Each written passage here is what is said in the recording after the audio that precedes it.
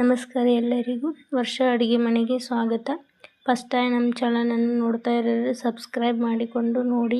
ಇವತ್ತು ನಮ್ಮ ಚಾನಲಿನಲ್ಲಿ ಕಲರ್ ಆದಂಥ ಇಡ್ಲಿಯನ್ನು ಹೇಗೆ ಮಾಡೋದಂತ ನೋಡೋಣ ಬರ್ರಿ. ಇವು ಮಾಡೋದು ಸ್ವಲ್ಪ ಟೈಮ್ ಹಿಡಿತೈತಿ, ಅದರ ಆರೋಗ್ಯಕ್ಕೆ ಮಾತ್ರ ತುಂಬಾ ಒಳ್ಳೆಯದು. ಇದ್ರ ಜೊತೆ ಈ ರೀತಿ ಗಟ್ಟಿ ಚಟ್ನಿ ಇದ್ದರೆ ತುಂಬ ಚೆನ್ನಾಗಿರುತ್ತೆ. ಈಗ ಹೇಗೆ ಮಾಡೋದಂತ ನೋಡೋಣ ಬರ್ರಿ. ಒಂದು ಚಹಾ ಕುಡಿಯೋ ಸಣ್ಣ ವಾಟೆಯಲ್ಲಿ ಒಂದು ವಾಟೆಯಷ್ಟು ಉದ್ದಿನಬೇಳೆಯನ್ನು ಚೆನ್ನಾಗಿ ತೊಳೆದು 4 ತಾಸು ನೆನೆ ಇಟ್ಟು ಆಮೇಲೆ ಒಂದು ಜಾರಿಗೆ ಹಾಕ್ಕೊಡ್ರಿ. ಇದಕ್ಕೆ ಒಂದು ಸ್ವಲ್ಪ ನೀರು ಹಾಕ್ಕೊಡ್ರಿ. ನೀರು ಹಾಕ್ಕೊಂಡು ನುಣ್ಣಗೆ ರುಬ್ಕೊಂಡು ಬರ್ರಿ. ಇದು ಯಾವುದೇ ರೀತಿ ಕಾಳು ಇರಬಾರ್ದು, ನುಣ್ಣಗೆ ಇದು ಪೇಸ್ಟ್ ರೀತಿಯಾಗಿರ್ಬೇಕು. ಇದು ಉದ್ದಿನಬೇಳೆ ಮಿಶ್ರಣ ನೋಡಿ ಈ ರೀತಿಯಾಗಿರ್ಬೇಕು. ಈಗ ಇನ್ನೊಂದು ಕಡೆ ಒಂದು ಬೊಗನ್ಯಾಗ 1.5 ಗ್ಲಾಸಷ್ಟು ಇದು ಇಡ್ಲಿ ರವನ್ನು ಹಾಕ್ಕೊಳ್ರಿ. ನಾನು ಇಲ್ಲಿ ಯಾವುದೇ ರೀತಿಯ ಪಾಕೆಟ್ನಲ್ಲಿರುವಂಥ ಇಡ್ಲಿ ರವನ್ನು ಬಳಸಕತ್ತಿಲ್ಲ. ನಾವು ಇಲ್ಲೇ ಮನೆಯಲ್ಲೇ ಮಾಡಿದಂಥ ಇಡ್ಲಿ ರವನ್ನು ಬಳಸಕತ್ತೀವಿ. ನೀವು ಯಾವುದಾದ್ರೂ ಬಳಸ್ಬೋದು. ಈ ಇಡ್ಲಿ ರವನ್ನು ಹಾಕ್ಕೊಂಡು ಅದಕ್ಕೆ ನೀರು ಕೊಡ್ರಿ. ನೀರು ಹಾಕ್ಕೊಂಡು ಸ್ವಚ್ಛಗೆ ಈ ರೀತಿಯಾಗಿ ತೊಳೆಯಿರಿ. ಈ ರೀತಿಯಾಗಿ ತೊಳೆಯೋದ್ರಿಂದ ಇದರಲ್ಲಿರೋ ಹೊಲಸು ಕಸ ಗಡ್ಡೆ ಎಲ್ಲ ಹೋಗುತ್ತೆ ಮತ್ತು ಇಡ್ಲಿನೂ ಭಾಳ ಬೆಳ್ಳಗಾಗುತ್ತೆ. ಈ ತೊಳೆದ ನಂತರ ಇದಕ್ಕೆ ರುಬ್ಬಿಟ್ಟಂಥ ಮಿಶ್ರಣನ ಹಾಕ್ಕೊಳ್ರಿ, ಉದ್ದಿನಬೇಳೆ ಮಿಶ್ರಣ. ಇನ್ನು ಹಾಕ್ಕೊಂಡು ಆಮೇಲೆ ಈ ರೀತಿ ಚೆನ್ನಾಗಿ ಕೈ ಆಡಿಸ್ಕೊರಿ. ಮತ್ತು ಈ ಉದ್ದಿನಬೇಳೆ ಮಿಶ್ರಣ ಜೊತೆಗೆ ಅವಲಕ್ಕಿ ಮಿಶ್ರಣವನ್ನು ಮಿಕ್ಸ್ ಮಾಡಿ ಚೆನ್ನಾಗಿ ಕಲಸಿಡಿಯೋರು ಓವರ್ನೈಟ್. ಈಗ ಇನ್ನೊಂದು ಕಡೆ ಒಂದು ಬೊಗಣೆಯಲ್ಲಿ ನೀರು ಬಿಸಿ ಮಾಡಕ್ಕಿಟ್ಟು ನೀರು ಕುದ್ದಾದ್ಮೇಲೆ ನೀರು ಕುದಿಯುತ್ತಿರುವಾಗ ಪಾಲಕ್ ಸೊಪ್ಪನ್ನು ಹಾಕಿ ಕುದಿಸಿ ಆರಲು ಬಿಡಿ. ಈಗ ಇನ್ನೊಂದು ಕಡೆ ಬೀಟ್ರೂಟನ್ನು ತೊಗೊಂಡು ಚೆನ್ನಾಗಿ ಕಟ್ ಮಾಡ್ಕೊಳ್ರಿ. ದೊಡ್ಡ ಹೋಳಾಗಿ ಮಾಡ್ಕೊಳ್ರಿ, ನಡೀತೈತಿ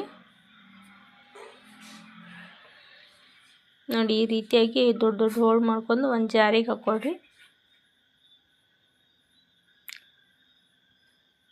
ಈಗ ಸ್ವಲ್ಪ ನೀರು ಹಾಕ್ಕೊಂಡು ನುಣ್ಣಗೆ ರುಬ್ಕೊಳ್ಬೇಡ್ರಿ ನೋಡಿ. ಈ ರೀತಿಯಾಗಿ ಪೂರ್ತಿ ಪೇಸ್ಟ್ ರೀತಿಯಾಗಿರ್ಬೇಕು. ಈಗ ಇಲ್ಲೊಂದು ಬೌಲಿಗೆ ಇಡ್ಲಿ ಹಿಟ್ಟನ್ನು ಹಾಕ್ಕೊಡ್ರಿ. ಇಡ್ಲಿ ಮಾಡೋಕ್ಕಿಂತ 1-2 ತಾಸು ಮುಂಚೆ ಅದಕ್ಕೆ ಉಪ್ಪು ಮತ್ತು ಸೋಡಾ ಪುಡಿ ಹಾಕಿ ಮಿಕ್ಸ್ ಮಾಡಿ ಇಟ್ಟಿರಬೇಕು. ಆಮೇಲೆ ಹಬೆಯಲ್ಲಿ ಬೇಯಿಸ್ಕೊಂಡ್ರೆ ಈ ರೀತಿಯಾಗಿ ಇಡ್ಲಿ ರೆಡಿ ಆಗುತ್ತೆ. ಅದು ಸ್ವಲ್ಪ ವಿಡಿಯೋ ಸ್ಕಿಪ್ ಆಗಿದೆ. ಈಗ ಇನ್ನೊಂದು ಕಡೆ ಒಂದು ಬಟ್ಟಲ್ದಾಗ ಇಡ್ಲಿ ಹಿಟ್ಟನ್ನು ತಗೊಳ್ರಿ. ಸ್ವಲ್ಪ ನಿಮ್ಗೆ ಎಷ್ಟು ಬೇಕು ಅಷ್ಟು ನೋಡಿ ತಗೊಳ್ರಿ. ಈಗ ಇದಕ್ಕೆ ರುಬ್ಬಿಟ್ಟಂಥ ಬೀಟ್ರೂಟಿನ ಮಿಶ್ರಣವನ್ನು ಹಾಕ್ಕೊಳ್ರಿ. ಹಾಕ್ಕೊಂಡು ಪೂರ್ತಿ ಚೆನ್ನಾಗಿ ಕಲಿಸ್ಕೊಳ್ರಿ ನೋಡಿ. ಈ ರೀತಿ ಎಷ್ಟು ಚಂದ ಕೆಂಪಾಗಿ ಕಾಣುತ್ತದೆ ನೋಡಿ.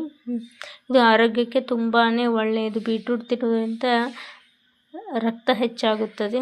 ಇದ್ರ ಮಿಶ್ರಣವನ್ನು ಎತ್ತಿಡಿ. ಈಗ ನೋಡಿ, ಆರಿದ ನಂತರ ಪಾಲಕ್ ಸೊಪ್ಪನ್ನು ಈ ರೀತಿಯಾಗಿ ಪೇಸ್ಟ್ ರೀತಿಯಾಗಿ ಬಟ್ಲಕ್ಕೆ ಇನ್ನೂ ಸ್ವಲ್ಪ ಇಡ್ಲಿ ಹಿಟ್ಟನ್ನು ಹಾಕ್ಕೊಳ್ರಿ. ಈಗ ನಿಮ್ಗೆ ಎಷ್ಟು ಬೇಕೋ ಅಷ್ಟು ಇಡ್ಲಿ ಹಿಟ್ಟು ತಕ್ಕೊಂಡು ಇದಕ್ಕೆ ರುಬ್ಬಿದಂಥ ಪಾಲಕ್ ಮಿಶ್ರಣವನ್ನು ಹಾಕ್ಕೊಳ್ರಿ. ಪಾಲಕ್ ಆರೋಗ್ಯಕ್ಕೆ ತುಂಬಾ ಒಳ್ಳೆಯದು. ಇದರಲ್ಲಿ ಐರನ್ ಕಂಟೆಂಟ್ ಜಾಸ್ತಿ ಇರ್ತೈತಿ. ಮಕ್ಕಳಿಗೆ ದೊಡ್ಡವರಿಗೆ ಎಲ್ಲರಿಗೂ ತುಂಬಾ ಒಳ್ಳೆ. ಈಗ ಮತ್ತೊಂದು ಕಡೆ ಒಂದು ಬಟ್ಟಲ್ದಾಗ ಹಿಟ್ಟನ್ನು ತಗೊಳ್ರಿ.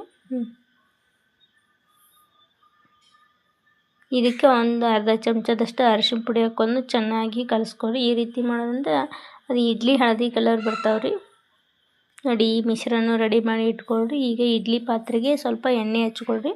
ಎಣ್ಣೆ ಹಚ್ಕೊಂಡು ಈ ಹಳದಿ ಬಣ್ಣದ ಇರುವ ಇಡ್ಲಿ ಮಿಶ್ರಣವನ್ನು ಹಾಕ್ಕೊಳ್ರಿ. ಅರಿಶಿನ ಅಂಕರು ಆರೋಗ್ಯಕ್ಕೆ ತುಂಬಾ ಒಳ್ಳೆಯದು. ಇದರಲ್ಲಿ ಆ್ಯಂಟಿಬಯೋಟಿಕ್ ಇರ್ತದೆ. ಈಗ ಮತ್ತೊಂದು ಇಡ್ಲಿ ಪಾತ್ರೆಗೆ ಬೀಟ್ರೂಟಿನ ಮಿಶ್ರಣವನ್ನು ಹಾಕ್ಕೊಳ್ರಿ ನೋಡಿ. ಈಗ ಗ್ಯಾಸ್ ಹಚ್ಕೊಂಡು ಒಂದು ಇಡ್ಲಿ ಪಾತ್ರೆ ಇಟ್ಕೊಳ್ಳಿ. ಅದರಲ್ಲಿ ಒಂದು ಗ್ಲಾಸಷ್ಟು ನೀರು ಹಾಕ್ಕೊಂಡು ನೀರು ಬಿಸಿ ಆದಮೇಲೆ ಇಡ್ಲಿಯನ್ನು ಇಟ್ಟು ಗ್ಯಾಸ್ ಫ್ಲೇಮನ್ನು ಲೋ ಫ್ಲೇಮಲ್ಲಿ ಇಟ್ಟು ಒಂದು 5ರಿಂದ 6 ನಿಮಿಷದಲ್ಲಿ ಬೇಯಿಸ್ಕೊಳ್ರಿ. ಈಗ ಇಡ್ಲಿ ಪರ್ಫೆಕ್ಟಾಗಿ ಹೇಗೆ ಆಗಿವೆ ಇಲ್ಲ ಅಂತ ನೋಡ್ಬೇಕಂದ್ರೆ ಈ ರೀತಿ ಬೆರಳಲ್ಲಿ ಟಚ್ ಮಾಡಿ ನೋಡಿ. ಕೈಗೆ ಹಿಟ್ಟು ಹತ್ತಲಿಲ್ಲ ಅಂದರೆ ಇಡ್ಲಿ ಕರೆಕ್ಟಾಗಿ ತಯಾರಾಗಿದೆ ಅಂತ ಅರ್ಥ. ಸ್ವಲ್ಪ ತಣ್ಣಗಾದ ಮೇಲೆ ಒಂದು ಚಮಚ ತಗೊಳ್ರಿ. ಚಮಚದಿಂದ ಈ ರೀತಿಯಾಗಿ ಇಡ್ಲಿಯನ್ನು ತೆಗೆಯಿರಿ ಒಂದೊಂದಾಗಿ ನೋಡಿ. ಎಷ್ಟು ಚೆನ್ನಾಗಿ ಬರ್ತವೆ ಅಂದರೆ ಇದು ಸ್ವಲ್ಪ ಬೀಟ್ರೂಟು ಬೆಂದ ಮೇಲೆ ಕಲರ್ ಸ್ವಲ್ಪ ಡಿಮ್ ಆಗುತ್ತದೆ. ಅಂದರೆ ಹುಡುಗರು ಈ ರೀತಿಯಾಗಿ ಮಾಡಿಕೊಟ್ರೆ ತುಂಬ ಇಷ್ಟಪಟ್ಟು ತಿಂತಾರೆ. 3 ಇಡ್ಲಿ ತಿನ್ನೋ ಹುಡುಗರು 4 ಇಡ್ಲಿ ತಿಂತಾರೆ, ಅಷ್ಟು ಚೆನ್ನಾಗಿರ್ತೈತೆ ಇಡ್ಲಿ. ಮತ್ತು ಆರೋಗ್ಯಕ್ಕಂಕನೂ ತುಂಬಾ ಒಳ್ಳೆಯದು ಬೀಟ್ರೂಟು. ಈಗ ನೋಡಿ ಇನ್ನೊಂದು ತಟ್ಟೆಯಲ್ಲಿರುವಂತಕ್ಕ ಹಳದಿ ಬಣ್ಣದ ಇಡ್ಲಿಯನ್ನು ಸಹ ತೆಗೆದುಕೊಳ್ಳಿ. ನೋಡಿ ಎಷ್ಟು ಕಲರ್ ಬಂದಿದೆ, ಡಾರ್ಕ್ ಕಲರ್ ಬಂದಿದೆ. ಇದು ಅರಿಶಿನ ಹಾಕಿ ಮಾಡಿದಂಥ ಇಡ್ಲಿ. ನೋಡಿ ಈ ರೀತಿಯಾಗಿ ಮಾಡಿಕೊಟ್ರೆ ಮಕ್ಕಳು ತುಂಬಾ ಇಷ್ಟಪಟ್ಟು ತಿಂತಾರೆ. ಮತ್ತು ಇದು ಕಲರ್ ಆಗಿರೋದ್ರಿಂದ ಮಕ್ಕಳಿಗೆ ಬಹಳ ಅಟ್ರಾಕ್ಟಿವ್ ಆಗಿರ್ತವೆ ಇವು.